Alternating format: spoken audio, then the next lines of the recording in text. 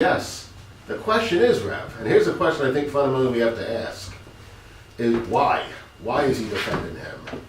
And what is the real relationship between Trump and Kushner and MBS? And it really, when you get into it, it's actually all connected to this larger, which a lot of folks don't understand, they're not connecting the dots.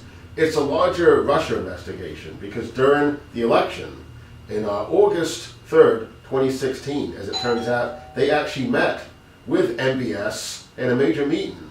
Eric Prince was there, Don Jr. was there, it was in Trump Tower, and it was with another gentleman, that George Nader, that's his name. Now, George Nader is now a major cooperating witness with Mueller. And so he was there, and he can, remember you heard about the other, the Seychelles meeting. You heard a lot about that. The Seychelles meeting that they had in February of 2017, that was regarding the issue of finding a back channel with Russia. They met in the UAE. So what I'm trying to get at is, yes, it's a terrible thing. Yes, he died for his belief, trying to uphold press freedoms, but there was more to it than even that. There was something more specific. When Rafeeq says he died because of what he believed in, yes, but there was more to it than simply what he believed. It's specifically what he was reporting, specifically what he knew about the Saudi regime. And remember, he was not the approximate reason why Khashoggi was banned from the Saudi Arabia, at least banned in terms of writing, was because of not what he wrote about the Saudi government, but what he had said about Donald Trump. People should remember that.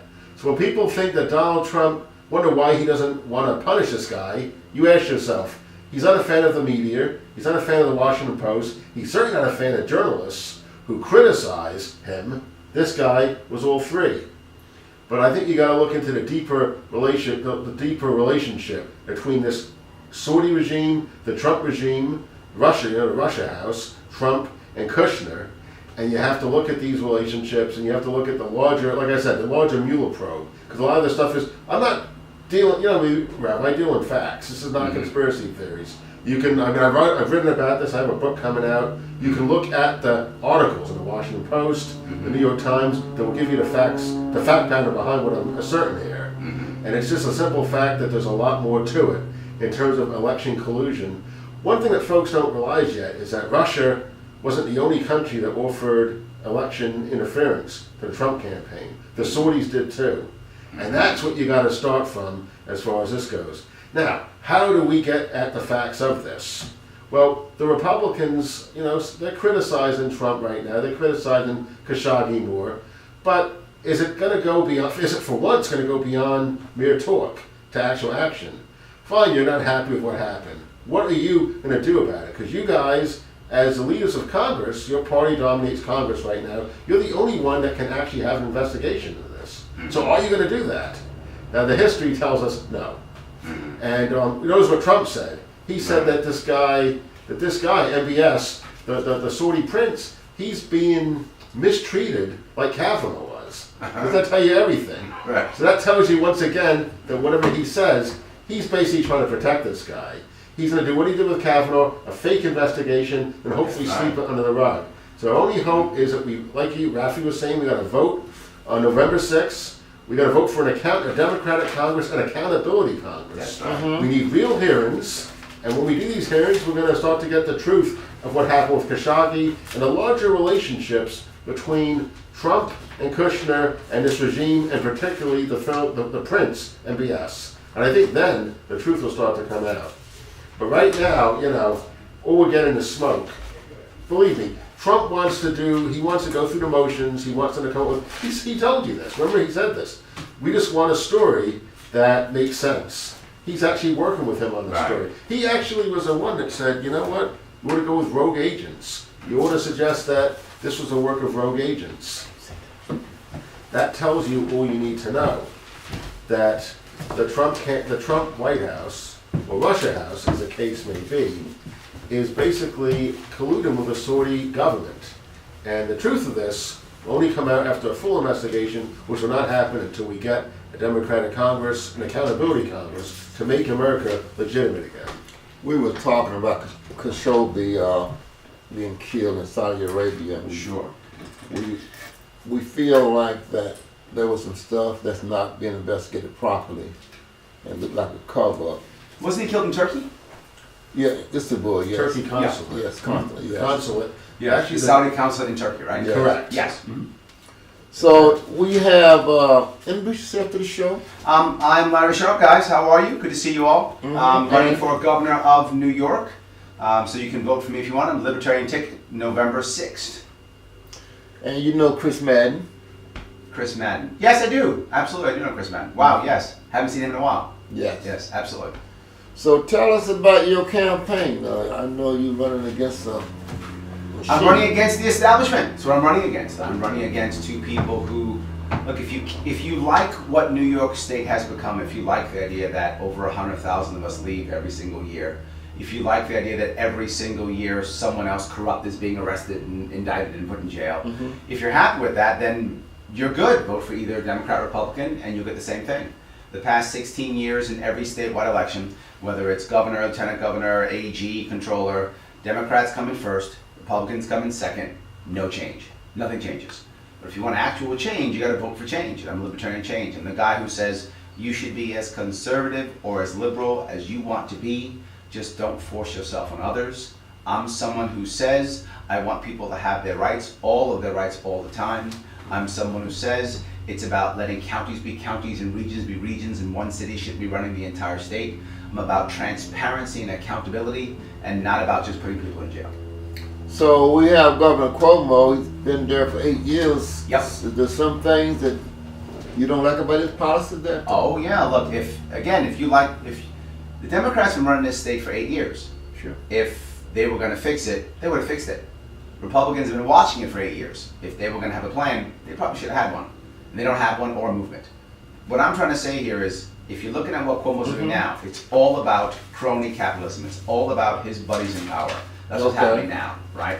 We have regional economic development corporations who are deciding where our money goes. We have high taxation. We have counties where you have 1/3 of the population on Medicaid, 1/3 on Medicare, and a dwindling population. With the tax bill, it doesn't go down, and that's why people are leaving. A lack of opportunity, except for New York City, the opportunity has been failing everywhere. You know, if you're a recruiter in this state, your money is on getting people to leave this state and go to North Carolina or South Carolina, Tennessee, Arizona. So tell my viewers out there in radio land, what is your qualification to be governor? I am absolutely not a politician. That right there is it.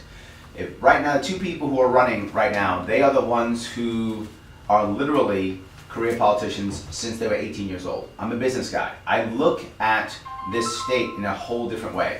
Right? The number one thing I focus on, which may sound crazy, believe it or not, is happiness. Our nation was built on the idea of life, liberty, pursuit of happiness. I agree with that 100%. All my policies are on getting people to become happier. I want to support small business. I want to support small farmers. I want to support people so that they can actually grow themselves. I want a better education. I want to change our education policy completely. I want to make it to where teachers can actually teach and we remove administrators. High administration means that teachers don't teach. High administration means that our teachers focus on checking the box, not taking care of our kids. We have a businessman now in the White House, and things been going haywire ever since I'm not he's been there. sure you would call him that. But he's a businessman. I guess that's true. And you know, do you think the country made a mistake by putting businessmen instead of politicians into office? No, and the reason why I don't is because I think the issue is this is a, oh, he's getting mad at me now. He is a symptom of a bigger problem. And the problem is government doing nothing for us. And so people went and said, you know what, I want anything anti-establishment. And he was anti-establishment, and they went there. So the reason why I say it's not a bad idea is it lets us know that this is where we are. We are at a position to where we are at anything that is anti-establishment. And the same thing happened here in New York in the opposite way. You have Alexandria Ocasio-Cortez, who also is totally anti-establishment, and she won. This is an anti-establishment world. It started in 2016. Actually, I might even go further. It started in a way in 2008 with Obama, right? It started with him being anti. Everyone thought that he was that Hillary was going to beat him then. Sure. Hillary was establishment. She lost to Obama, and she lost to Trump. Hillary is the establishment candidate, and she lost to both of them. Sure. That's what it's all about. Trump So you got a had- good question for him?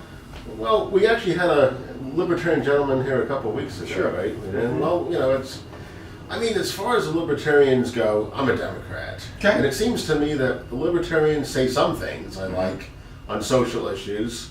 Although when I see what you might call actually exist in libertarianism, they usually, at least the ones I've seen, are basically Republicans in different guise. This is true. There are issues where there are a lot of libertarians who are Republicans. That's true. And what I'm telling you is I'm a national libertarian. And what I notice about them is they'll say the right things, but you get into more detail. You say, what about the social issues, which the Republicans are totally, they're opposite libertarian. And then you realize they have all kinds of, like Rand Paul, he's supposedly a libertarian. He's nice. And he's pro-life. I mean, come on, right?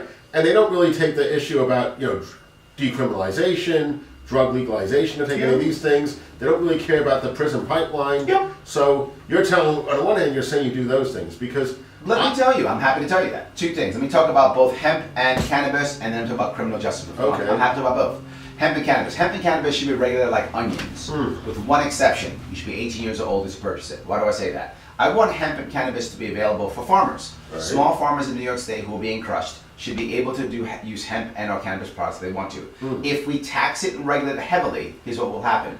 Big business will win, small business will lose. Right. That's what's happening right now in California, that's happening right now in Washington, it's happening right now in Colorado. I don't want big business to win. It already has enough advantages. I want the small guy to win. But I'm not even done with that. Let me keep moving if I could. On top of that, I want to make it so that if you're poor and you have chronic pain,